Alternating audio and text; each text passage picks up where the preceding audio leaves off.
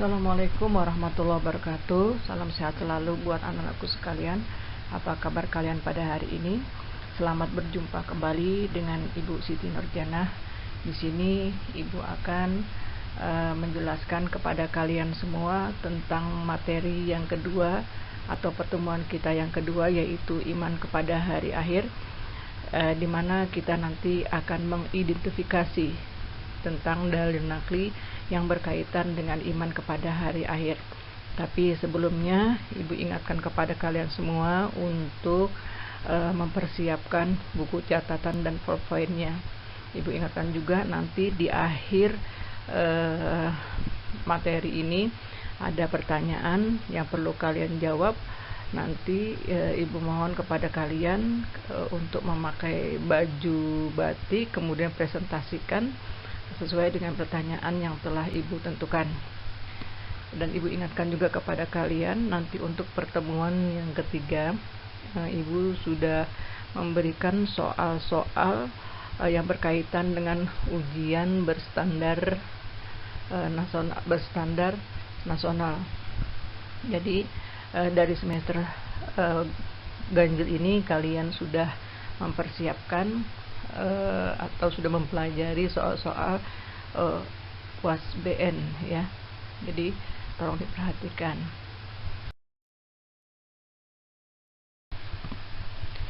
Anak-anakku sekalian, sebelum kita memulai materi pelajaran pada hari ini, seperti biasa kita membaca surah-surah pendek dulu. Kita berharap semoga pembelajaran kita hari ini membawakan berkah dan rahmat dengan membaca surah-surah pendek tersebut. Ibu berharap untuk pertemuan selanjutnya sudah hafal dengan surah-surah seperti surah Ad-Duha, sehingga kita bisa berlanjut kepada surah yang lain. Mari anak-anakku, kita bersama-sama membaca, ikuti dan Ibu. Jadi setiap pertemuan agama, Ibu minta kepada kalian untuk mempersiapkan juz amma atau Al-Qur'annya. Mari bersama-sama. A'udzubillahi minasyaitonirrajim. Bismillahirrahmanirrahim. Alhamdulillahi rabbil alamin. Ar-Rahmanir-Rahim. Maliki yaumiddin. Iyyaka na'budu wa iyyaka nasta'in. Ihdinas siratal mustaqim. Siratal ladzina an'amta 'alaihim ghairil maghdubi 'alaihim waladdallin. Amin. Selanjutnya, mari bersama-sama kita membaca surah Ad-Duha. Bismillahirrahmanirrahim. Wad-duha wal-laili idza saja ma wadda'aka rabbuka wa ma qala walal akhiratu khairul laka minal ula wala sawfa yu'tika rabbuka fatarda alam yajidka yatiman fa'awa wa wajadaka dhallan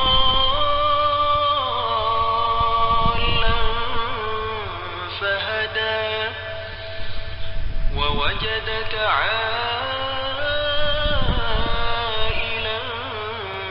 fa'aghna fa'ammal yatima fala taqhar wa amma as-sa'ila fala tanhar wa amma bi ni'mati rabbika fahaddith.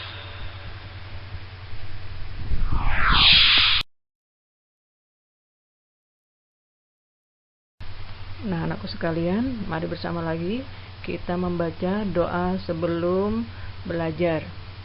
Bismillahirrahmanirrahim.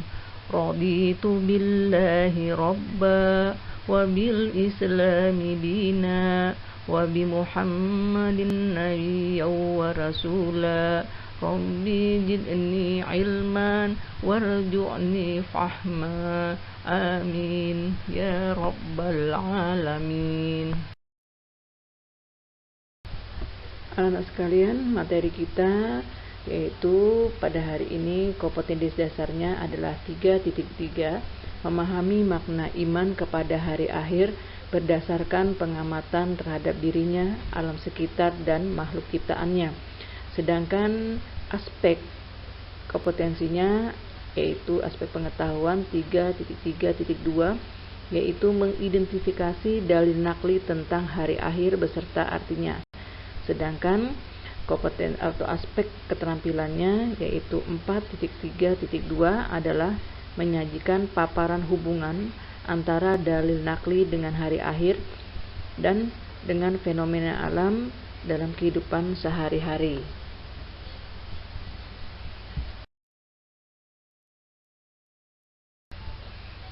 Nah, anak-anakku sekalian, tujuan pembelajaran kita pada hari ini adalah setelah kalian mengikuti proses pembelajaran, diharapkan dapat mengidentifikasi dalil nakli tentang hari akhir beserta artinya.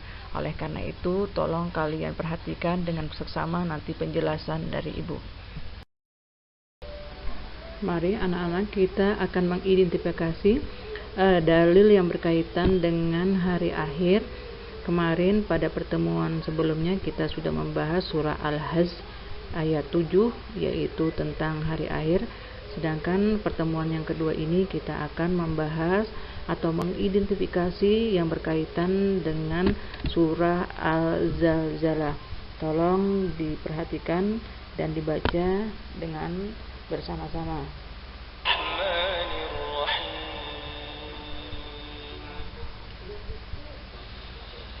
إذا زلزلت الأرض زلزالها وأخرجت الأرض أثقالها وقال الإنسان ما لها يومئذ تحدث أخبارها بأن ربك أوحى يومئذ يصدر الناس أشتاتا ليروا أعمالهم فمن يعمل مثقال ذرة خيرا يره ومن يعمل مثقال ذرة شرا يره.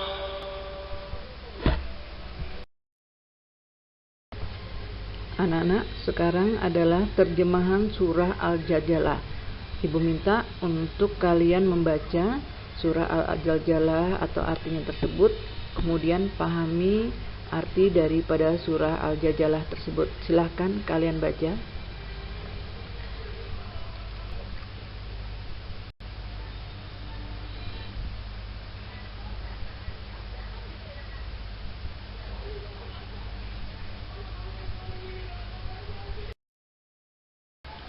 Nah, anak sekalian, kita akan memasuki hukum tajwid surah Al-Zalzalah. Ada kalimat izza, hukum bacaannya adalah mad tabi'i karena ada fathah diikuti oleh alif. Kemudian ada kalimat ardu, hukum bacaannya izhar qamariyah karena ada alif lam yang diikuti salah satu huruf qamariyah. Dalam hal ini adalah huruf alif.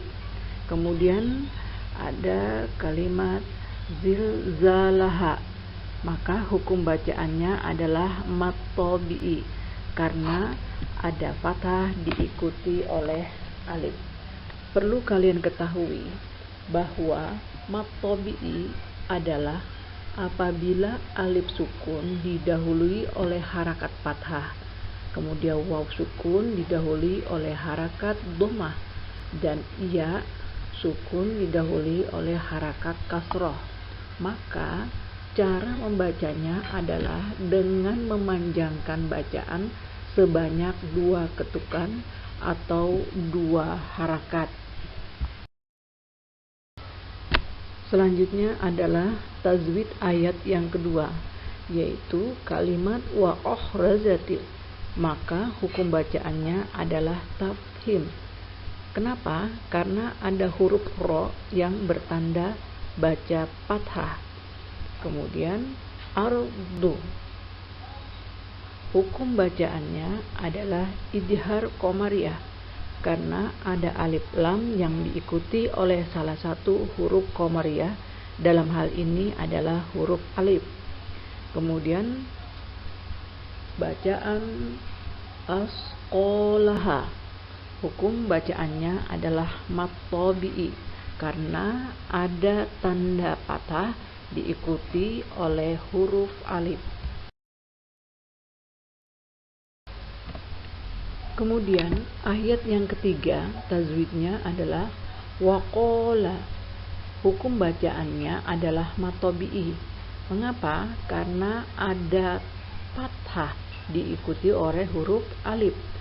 Kemudian al-insanu, hukum bacaannya adalah izhar qamariyah, karena ada huruf alif lam yang diikuti oleh salah satu huruf qamariyah, dalam hal ini adalah huruf alif, dan hukum bacaannya adalah mat tabi'i, karena ada fathah diikuti oleh huruf alif. Kemudian ma, hukum bacaannya adalah mat tabi'i, karena ada tanda fathah diikuti oleh alif. Laha, hukum bacaannya adalah mat tabi'i, karena ada fathah diikuti oleh alif. Anak-anak, coba kalian perhatikan ayat yang keempat. Tajwidnya adalah yauma idzin tuhaddisu, yauma idzin tuhaddisu, maka hukum bacaannya adalah ikhfa hakiki. Mengapa? Karena ada tanda tanwin bertemu dengan salah satu huruf ikhfa, dalam hal ini adalah huruf ta. Kemudian akhbaroha, hukum bacaannya adalah mat tabi'i, karena ada fathah diikuti oleh alif. Nah, sekarang kita lanjut ke ayat yang kelima. Bacaannya yaitu bi'anna, itu hukum bacaannya adalah gunnah. Mengapa? Karena huruf nun bertemu dengan bertasdid, bi'anna. Kemudian robbaka, hukum bacaannya adalah tafhim, karena huruf ro bertanda baca fathah. Sekarang ayat yang keenam, maka bunyinya adalah yauma idzin yasduru, hukum bacaannya adalah idgham bigunnah. Mengapa? Karena ada tanwin bertemu dengan salah satu huruf idgham bigunnah, dalam hal ini adalah huruf ya. An-nasu, hukum bacaannya adalah idgham samsiyah, karena ada huruf alif lam bertemu dengan nun. Astataliyurau, bacaannya adalah idgham bila gunnah, karena ada tanwin bertemu dengan huruf lam. Kemudian a'malahum, a'malahum, hukum bacaannya adalah mat tabi'i, karena ada fathah diikuti oleh alif.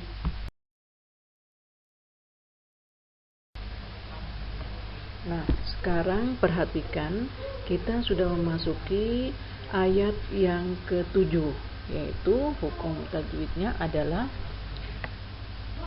famayyamal, famayyamal, hukum bacaannya adalah idgham bigunnah, karena ada nun mati bertemu dengan salah satu huruf idgham bigunnah, dalam hal ini adalah huruf ya. Kemudian mithqala, mithqala, hukum bacaannya adalah mad tabi'i. Mengapa? Karena ada huruf fathah diikuti oleh alif. Kemudian zarratin khaira, zarratin khaira, tajwidnya adalah izhar khalqi karena ada tanwin bertemu dengan huruf kha. Kemudian khairayyarah, khairayyarah, hukum bacaannya adalah idgham bigunah. Kenapa? Karena ada tanwin bertemu dengan salah satu huruf idgham bigunah. Dalam hal ini adalah huruf ya. Kemudian ayat yang ke-8, perhatikan, hukum tajwidnya adalah wa may ya'mal, wa may ya'mal. Hukum bacaannya adalah idgham bigunah karena ada nun mati bertemu dengan salah satu huruf idgham bigunah. Dalam hal ini adalah huruf ya. Kemudian darratin sarra, darratin sarra, hukum bacaannya adalah ikhfa karena ada tanwin bertemu dengan huruf shin. Kemudian sarrayyarah, sarrayyarah, hukum bacaannya adalah idgham bigunah karena ada tanwin bertemu dengan salah satu huruf idgham bigunah. Dalam hal ini adalah huruf ya. Nah, anak-anakku sekalian, demikianlah tadi kita sudah mengidentifikasi hukum bacaan surah Al-Zalzalah dari ayat pertama sampai ayat ke-8. Jadi, hubungan dalil naqli tentang hari akhir dengan fenomena alam dalam kehidupan sehari-hari adalah bahwa hari akhir itu datangnya tiba-tiba dan tidak disangka-sangka. Oleh karena itu, seorang muslim yang beriman dengan hari akhir akan benar-benar secara profesional mempersiapkan, memperbaiki diri, dan selalu beribadah mendekatkan diri kepada Allah Subhanahu wa Ta'ala. Perlu kalian ketahui bahwa kita manusia harus mampu menundukkan hawa nafsu, karena musuh yang sangat berbahaya itu adalah hawa nafsu apabila kita tidak mampu mengendalikannya. Orang yang beriman pada hari akhir akan selalu berusaha mengendalikan hawa nafsunya, sebagaimana disampaikan rawahur Rasulullah SAW bersabda yang diriwayatkan oleh rawahul Ibnu Majah. Artinya adalah bahwa orang yang berakal atau bijak adalah orang yang bisa menahan nafsunya dan beramal untuk hari setelah kematian. Dan orang yang lemah adalah orang yang mengikuti hawa nafsunya dan selalu berangan-angan yang kosong.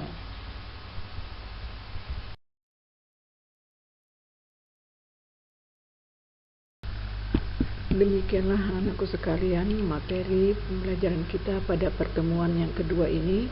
Semoga bermanfaat buat kalian. Kemudian ibu ingatkan untuk presentasi silahkan nanti kalian japri ke WA ibu dengan memakai baju seragam batik sekolah. Kemudian selanjutnya silahkan kalian menjawab soal-soal pendidikan agama Islam dan budi pekerti kelas 9 yang sudah ibu berikan linknya. Sekian, terima kasih, ibu akhiri.